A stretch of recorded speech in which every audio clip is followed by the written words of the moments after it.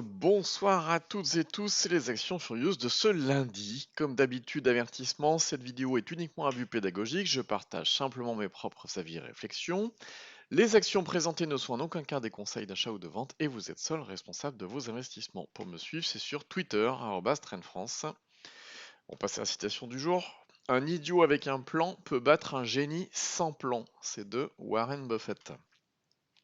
Allez, le CAC. C'est pas vraiment mieux. Moins 22 aujourd'hui. On est toujours très loin d'être et en zone de force, c'est les zones bleu turquoise, avec des fortes probabilités haussières. Donc on est loin d'être en zone de force et on est loin de casser la résistance dynamique qu'on a ici en pointillé en rouge. Donc pour l'instant, il vaut mieux être prudent. En semaine, c'est toujours pareil également.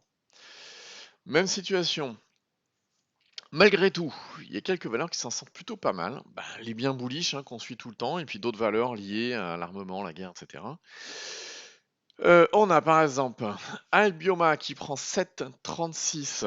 Alors Albioma, on en a parlé, mais alors il y a longtemps, ce qu'on surveillait, c'était ça, c'était cette cassure de résistance dynamique. Et puis on n'a pas suivi depuis. C'est une erreur. Alors, par contre, ce qui est positif, c'est que en semaine, on a déclenché la zone de force. Vous voyez, on est en bleu turquoise ici. On a déclenché la zone de force. On a cassé les résistances dynamiques.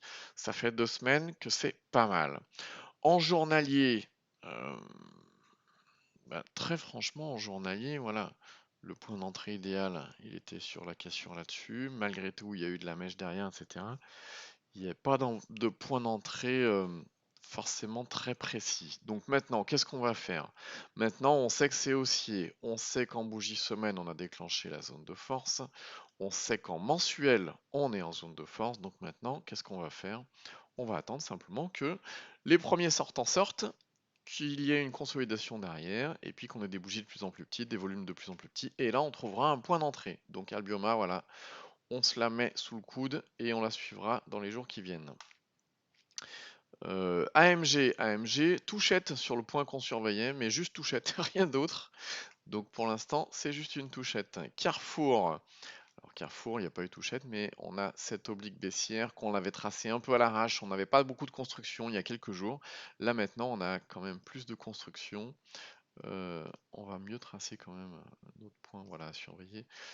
Voilà, on a nos deux mèches ici qui commencent à nous déterminer une oblique baissière intéressante. On va regarder dans les jours qui viennent ce qui se passe.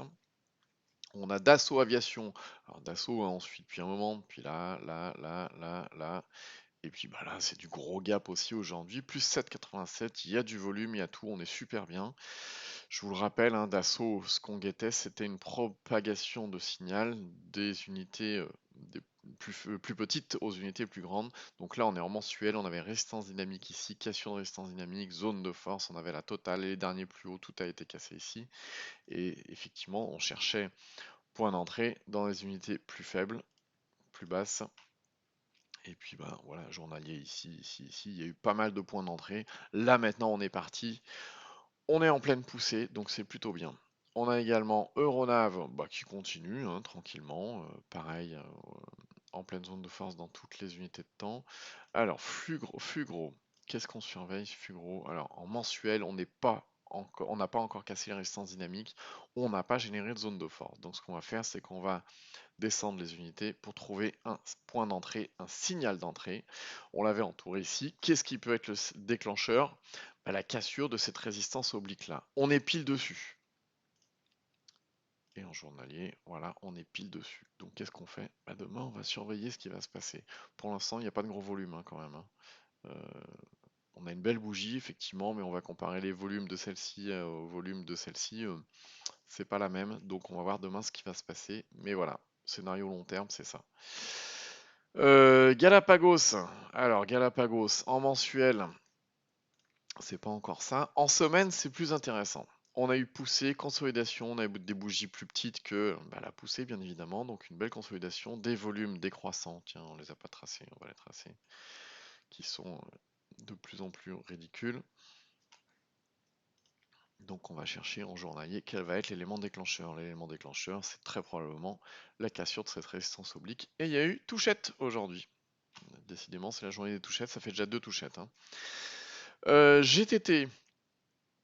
Bah, GTT, on est pas mal. Ce qu'on surveillait, effectivement, c'était le redémarrage. On va se mettre en semaine. Voilà, on avait une oblique baissière là. Il y a eu de la mèche dans tous les sens, etc. Ce qu'on guette, c'est redémarrage. Là, on a la résistance dynamique à passer. Alors, on l'a vu hein, dans les Furieuses du week-end. Ici, on avait une petite bougie. Ce qui était intéressant, c'était de prendre sur la cassure de la résistance oblique. Donc, la cassure de la résistance oblique. Là, elle a eu lieu. Et maintenant, prochain objectif, c'est la cassure de la résistance dynamique. En revanche, si vous n'êtes pas encore dessus, vous voyez la taille de cette bougie, vous voyez les volumes. Si vous n'êtes pas encore dessus, il vaut mieux attendre que la poussée se termine, que ça consolide et qu'il y ait un point d'entrée à faible volatilité, faible volume, et ça sera sympa.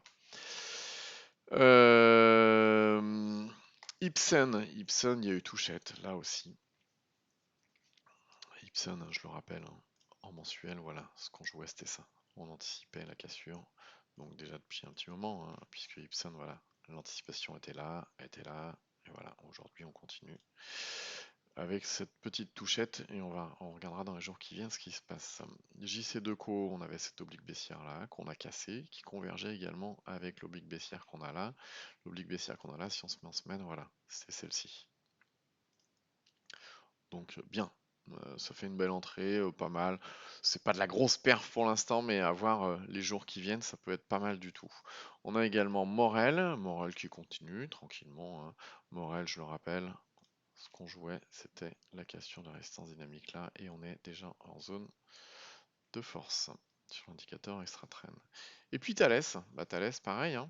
On avait cette oblique baissière là, ce qu'on surveillait. Pourquoi?